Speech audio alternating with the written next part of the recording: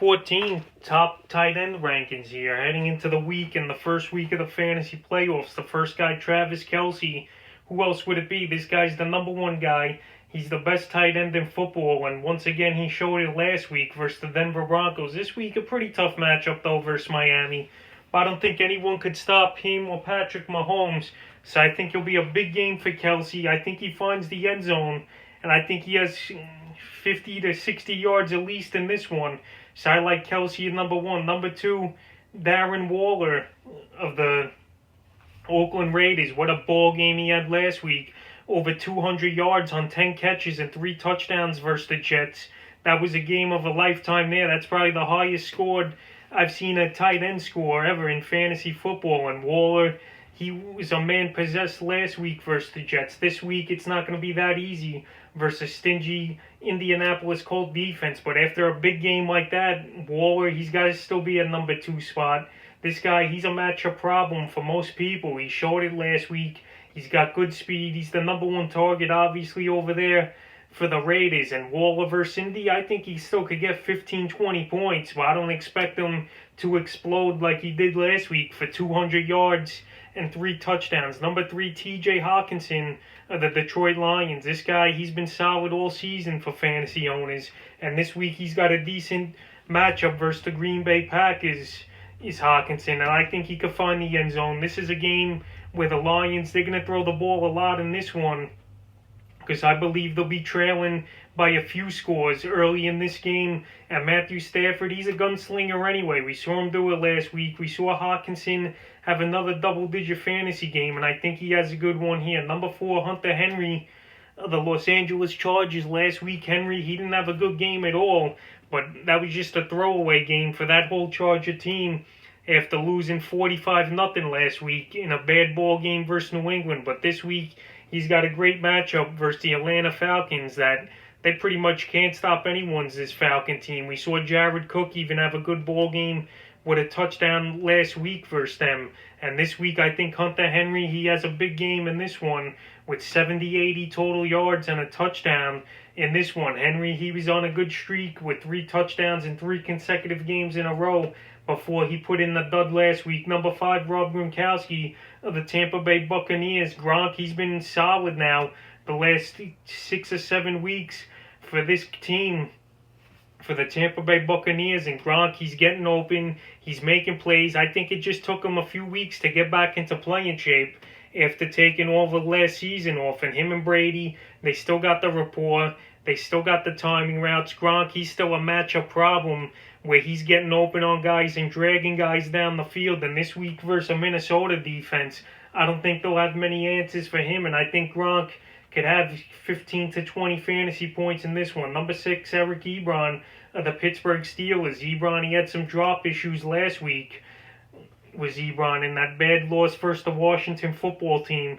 This week, though, I think Ibron bounces back, and he's got a great matchup versus the Buffalo Bills, who give up the second most fantasy points to tight ends. So Ibron, I could see him getting double digits or finding the end zone in this one. Pittsburgh, they're not happy after that loss. Big Ben, I think he's just going to say, let's go, spread it out 5 wide, and let me just hit my targets. And this ball game, it's going to be another tight ball game, I believe. The Steelers, they played in a lot of them this season, and Ibron, he's just going to have to make the catches this week. Last week he didn't do it, but I still got confidence in him, and I like the matchup. So he's number 6. Number 7, Robert Tonyan of the Green Bay Packers. Tonyan, I thought he was a fluke, but now he bounced back the last few weeks, and he's got touchdowns in 3 games in a row. Tonyan, he's a matchup problem. Him and Rodgers, they're building up that rapport.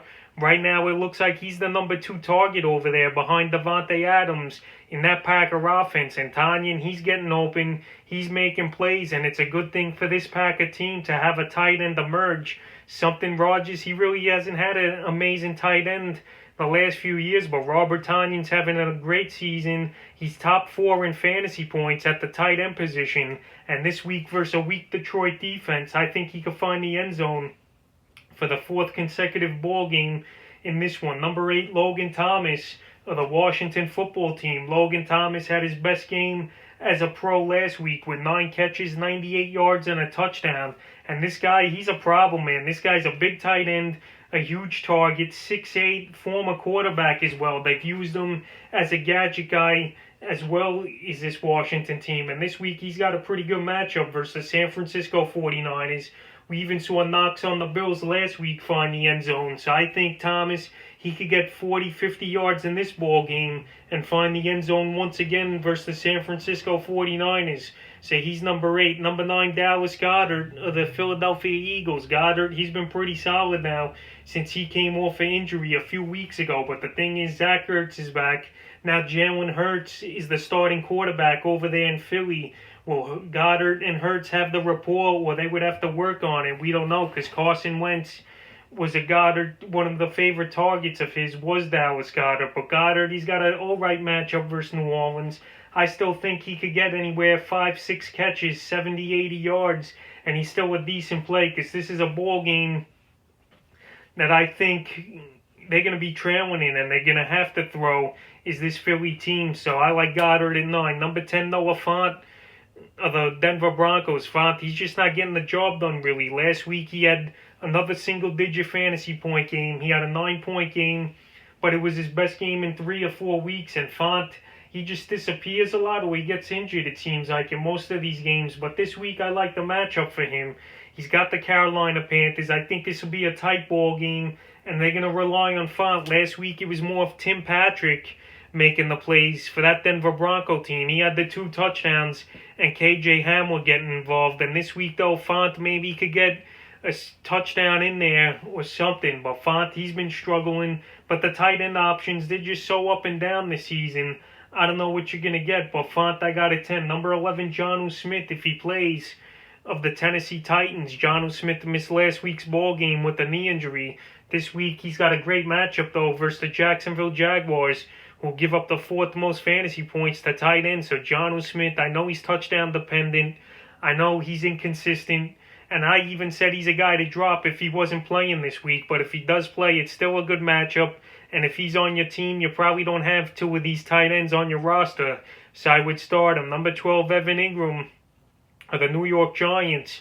Ingram last week, he just didn't do much with Colt McCoy in the ball game. He was more of a game manager. It was more run heavy, where the Giants used all 3 of their running backs in that game, with Wayne Gallman, Alfred Morris, and Dion Lewis. And this week I could see more of the same versus the Arizona Cardinals.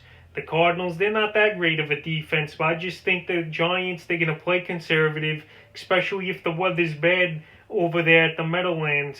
So I think this ball game could be low scoring as well, and I just don't see Ingram having a crazy game, maybe 30, 40 yards, and if you get lucky, he'll find the end zone. Number 13, Mike Gesicki of the Miami Dolphins. Gesicki now, he's been breaking out the last few weeks, and it was surprising to see him have his best game of the season last week with Tua on the center, where he had 23 fantasy points in PPR leagues was Gesicki. But this week, the matchup's going to be way tougher than the Bengals. He's got the Kansas City Chiefs, who I think they're going to zero in on Gesicki like they did on Noah Fant, and have these other guys try to beat him, like Devontae Parker and Grant on the outside, because this is where the Dolphins, they attack. They want to get short passes and small plays, and Mike Gesicki's been that guy now the last few weeks. But I think the Chiefs, their game plan is going to have the receivers try to beat him, and Tua try to make mistakes on the outside instead of hitting Gesicki down the middle. But after a big game like that last week, Gesicki, I think he's a good option here, and a guy you should start, and he's number 13. Number 14, Trey Burton of the Indianapolis Colts. It's a battle with this guy each and every week if he's going to score or not. And last week, once again, he did not score a touchdown, so he's a touchdown-dependent tight end. Last week, he only had 4 fantasy points, was Burton. So if he don't get the touchdown, his value's not bad. And it's just a guy, I don't know if he's going to get a touchdown. This week, he's got a good matchup at Vegas, and we'll see what he could do. But I can't rank him more higher than 14 at this point, because he's touchdown dependent and inconsistent. And the 15th and final tight end is Zach Ertz of the Philadelphia Eagles. He came back last week with 3 catches for 28 yards was Ertz. And Ertz, he played in a lot of 2 tight end sets, but Dallas Goedert, he's the number 1 over there. Now Jalen Hurts in a quarterback. I think it'll be maybe a 50-50 target range for Ertz and Goddard, because Ertz, he had 6 targets in the game. He just only caught 3 of them.